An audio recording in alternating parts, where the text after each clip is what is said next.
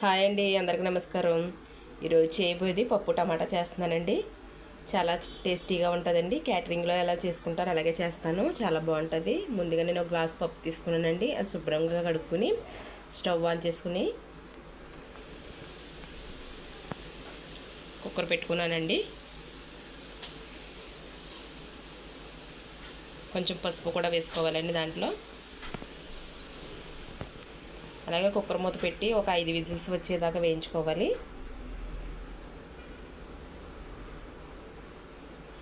Whistles వచ్చి ఆవిరిపోయిన తర్వాత మూత వేస్తున్నానండి. పప్పు బాగానే ఉడికిందండి. అలాగే ఫస్ట్ టైం కన్నా వీడియో కానీ చూస్తే సబ్స్క్రైబ్ చేసుకోండి. లైక్ చేయడం మాత్రం మర్చిపోకండి. మీ సపోర్ట్ నాకు చాలా అవసరమండి. అలాగే ముందు కోసి పెట్టుకున్నానండి 4 టమాటాలు, ఒక ఉల్లిపాయ కోసి పెట్టుకున్నాను. స్టవ్ ఆన్ చేసి ప్యాన్ పెట్టుకోవాలి. అలాగే ఆయిల్ వేసుకోవాలండి.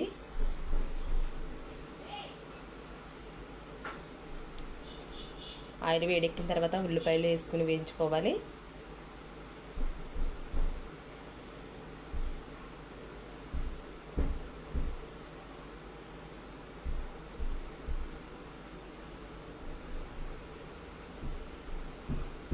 కొంచెం సాల్ట్ వేసుకోవాలండి.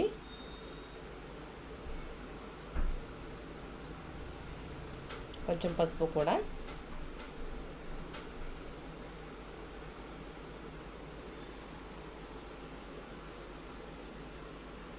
ఉల్లిపాయలు వేగినాయండి. టమాటాలు, కరివేపాకు కూడా వేసుకుని వేయించుకోవాలి.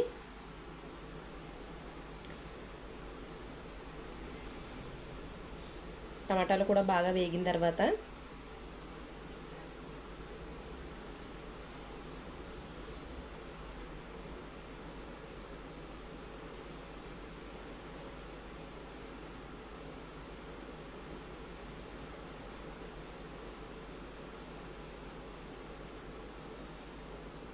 టమాటాలు బాగా వేగినాయండి. ఒక స్పూన్ కారం వేసుకోవాలి.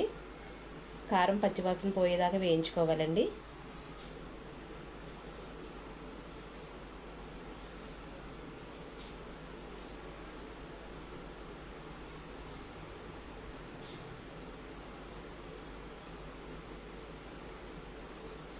అది కూడా చాలా బాగా వేగిందండి. మనం ముందుగా ఉడకబెట్టుకున్న పప్పును కూడా దాంట్లో వేసుకోవాలి. నేను కొంచెం రుబ్బు పెట్టుకున్నానండి పప్పుని. అది కూడా దాంట్లో వేసుకుని కొంచెం సిమ్లో పెట్టుకుని కొంచెం ఉడకనివ్వాలండి. బాగా గ్యాస్ సిమ్లో పెట్టుకోవాలి.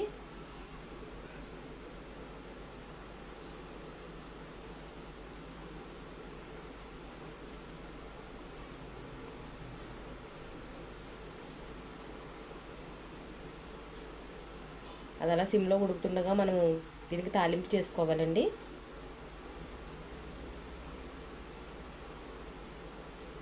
దీనిపైన మూత పెట్టి తాలింపు వేసుకోవాలి. ముందుగా స్టవ్ ఆన్ చేసి దానిపైన గిన్నె పెట్టానండి.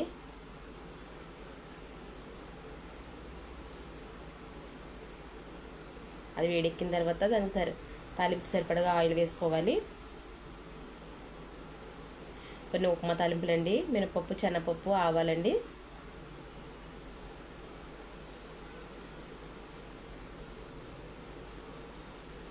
వెల్లుల్లిపాయలు కూడా వేసుకున్నానండి చితక్కొట్టుకుని. అలాగే కొంచెం జీలకర్ర,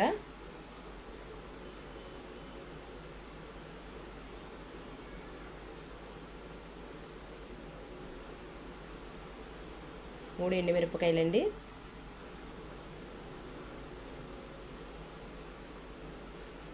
కొంచెం కరివేపాకు కూడా వేసుకోవాలండి. తాలింపు వేగిన తర్వాత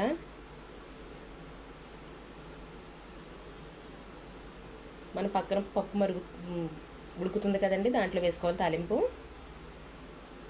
స్టవ్ మాత్రం సిమ్లోనే ఉంచుకోండి.